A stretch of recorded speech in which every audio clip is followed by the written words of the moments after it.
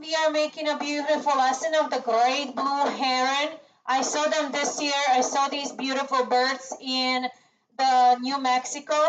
And it was on the river, Rio Grande River. It was so beautiful. So let's also use the colors of, we're going to use warm colors, yellow and orange for the sunset and red. And the cool colors like purple, blue, and even some green. And I was showing you how we're going to do it. We're going to peel a crayon or peel a chalk, and we're going to apply it laying down so we can get all these textures. It's going to look like the water is glittering and moving. We're going to give some movement to it too. So to get started, we're going to double check that we have our name. I'm going to put mine here on top. Miss Kramer, check that you have your name. If you know your last name, sign your last name. We're going to also add a class code. I'm going to put mine as K3, okay? And then we're going to get started. So with your hand, you can kind of pretend your hand is the bird, heron, the bird. And you can start like on the very bottom. We're going to start with the first one, and then they're going to get smaller and smaller. We're going to make the big one on the bottom first. So what we're going to do is like put your hand like this and kind of go around it for the body. It should be an oval, about this size, oval. It's going to be an oval about this size. And then we're going to put like a little triangle for the tail. It's kind of longer and it's kind of curvy-ish triangle for the tail. But it's basically a triangle. And then you're going to write a big letter S in here. It's like a little S. And you're going to make it connect to the body, little S. So S will connect to the body with a little circle right on top. Circle right on top, and then the neck comes connecting this way, making the S kind of bigger. And you can erase these lines. Use your pencil if you made the neck too skinny, like I did. That happens. You can just make it a little thicker so that it's about even. You can look at the example. So if it's not about an even neck, make it about same thickness throughout. But it's just like a shape S.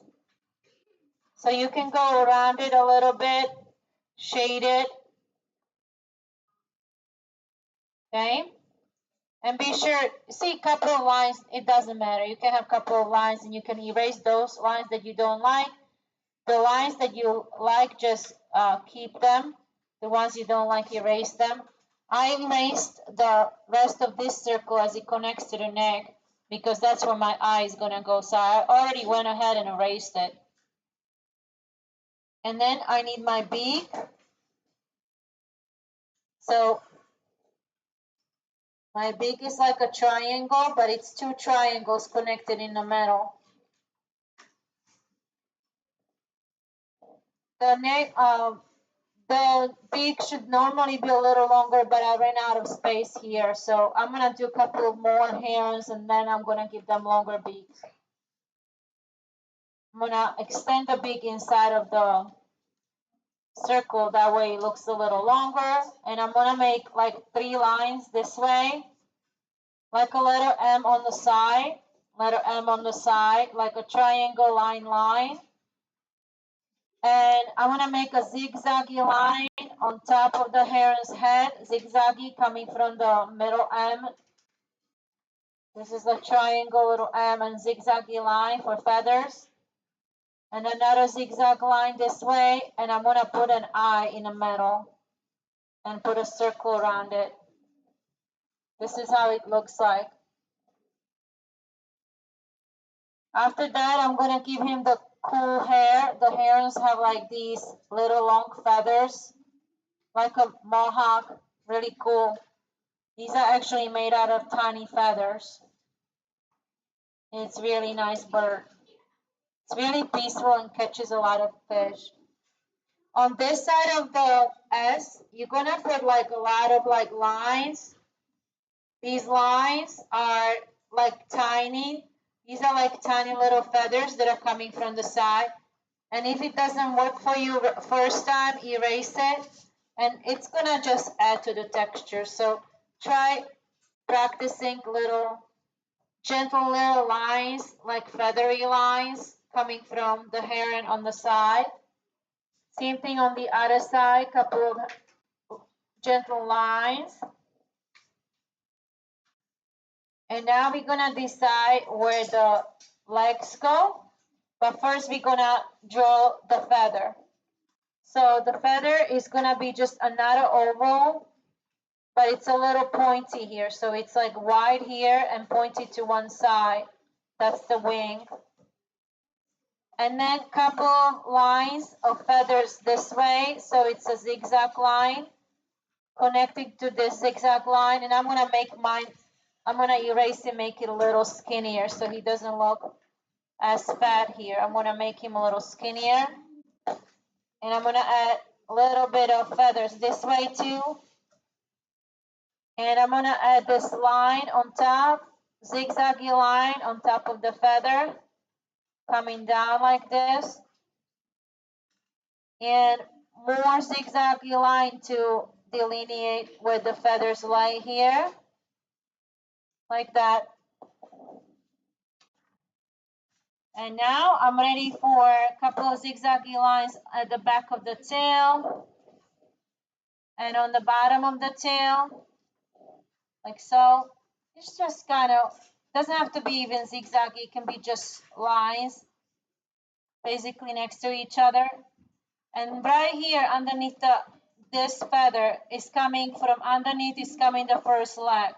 And it's like a rectangle but long one, then a circle, and then it's like another rectangle, long one, and a circle. And then we're gonna make a couple of these fingers that are really long lines with really sharp nails at the end, tendons of the bird.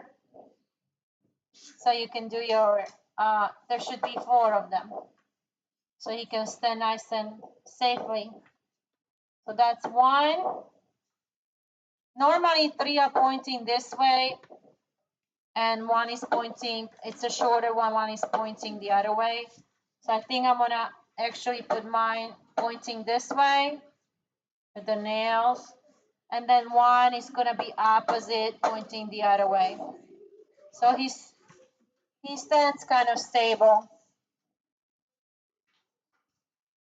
And then from the other side, I'm gonna add another one, like that. Erase any lines you don't like if it doesn't come out the first time. But there should be a circle for the knee. And I think I'm gonna make mine a little shorter actually. I'm gonna make mine kind of coming off the paper this way, so that I have space for the other leg. So I'm gonna have circle, 2 lines, circle, 2 lines, and a nail, 2 lines, circle, 2 lines, and a nail. And it's sort of like he's standing on a log. So here it's going to be just 2 diagonal lines. This is going to represent wood. You can put some zigzaggy lines so we can draw it with brown colors. And this is going to be a piece of log he's standing on. Now we're gonna make a couple more, his sisters and brothers or his family, smaller ones, okay? And actually you can write the name of him. We're gonna copy the name. We're gonna say the on top, the, then we're gonna say GREAT, GREAT.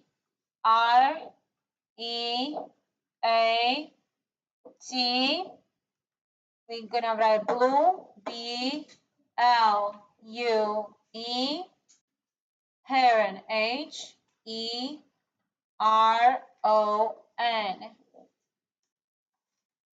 So we're gonna write the name of the great blue heron as the name of our lesson and the title of our drawing. Now that we have the first part, we're gonna go again to practice one more time. We're gonna do a perspective. So make a little wavy line with me because this is our first heron and he's at the edge of the river. But heron can stand in the middle of the river. I've seen them in the New Mexico on the Rio Grande River. So we're gonna have three areas, and this first area is called foreground. The middle area is called middle ground. Okay. So we're going to put a little in the middle ground. We are going to put the middle one. The smallest is gonna go all the way in the background. So this is the background in the back. This is the middle ground. This is the foreground. So let's put a smaller one, but it has to be about this size. So this one is closest to us, so it has to be this size. And then as perspective dictates, we have to go ahead and revisit that they're gonna look smaller and smaller as the perspective gets smaller and smaller, further and further away from us.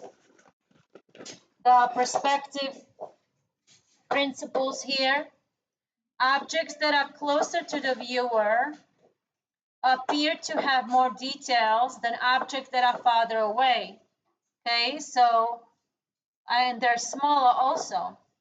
Placement: objects that are close to the top of the page appear to be further away than any objects that are at the near bottom of the page. So this big heron is going to have lots of details and it's going to be bigger. But then as they go further and further, they're going to get smaller and smaller. Objects that are smaller seem to be farther away than larger objects. So this is our heron here. And this is the middle ground heron. And the tiny heron will be all the way in the back on the other side of the river. And now, when I saw it in New Mexico, on this side there were like plants. And on this side were all kinds of herons on the other side too. And they were all tiny looking because they were farther away. So they were all the way there in the foreground. So we're gonna work on the middle ground now. So let's go over, and we're also working on perspective.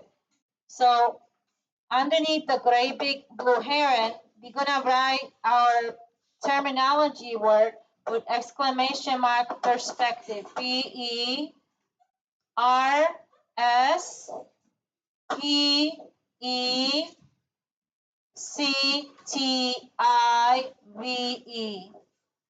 And this is our perspective lesson.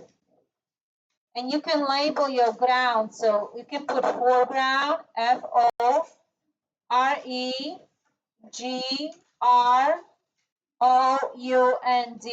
This is your foreground.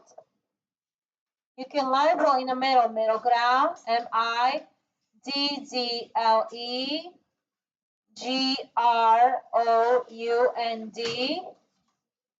Okay, foreground, middle ground, and in the back, we're gonna put our background, BACKGROUND.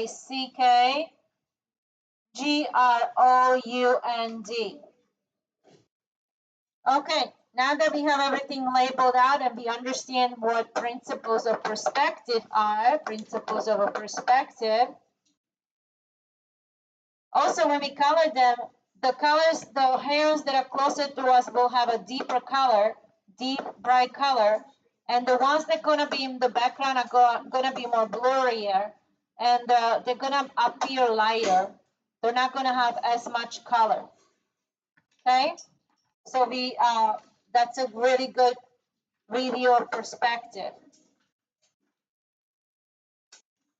Now we're going to go right away to the middle heron. So let's go to this one here. We're going to put him somewhere like this. It's going to be a smaller oval. And we're going to do that neck like a letter S. We're going to do another oval for the face. I'm gonna go faster because we know it already. We're gonna do a nice long beak, a nostril on the beak. We're gonna do like a letter M for the eyes and put the eye underneath the letter M on the side.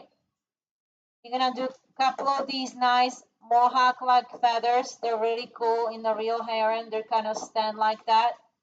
I also saw white heron in SeaWorld.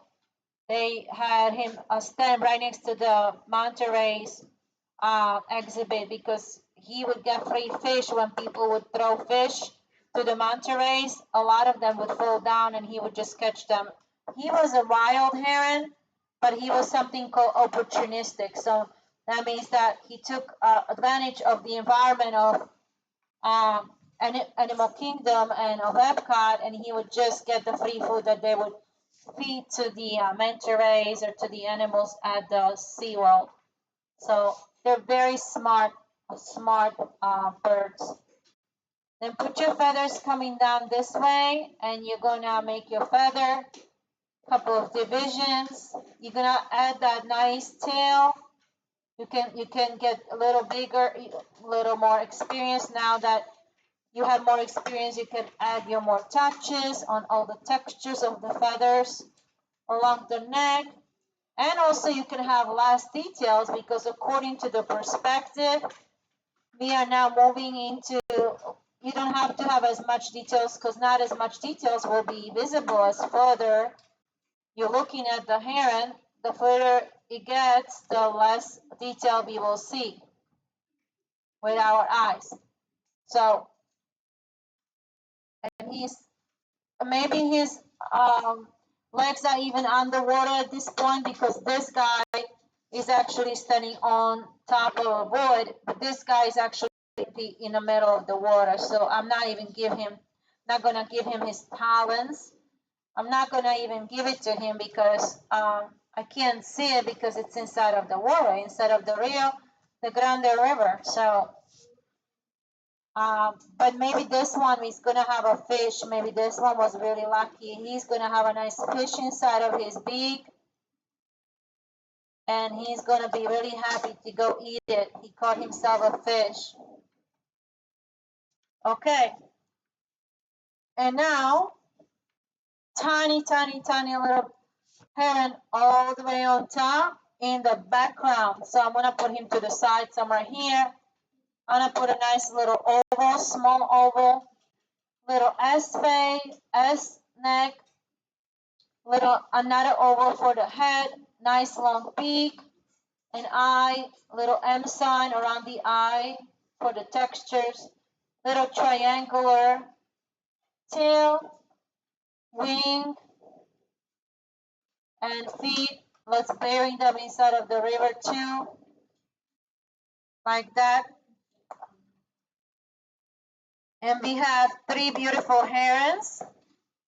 And now we can talk about coloring our landscape with green, blue, and purple for the shades of the river, okay? And inside here on the top, we're gonna have sunset color, yellow, orange, and red. Warm colors and cool colors, as we discussed.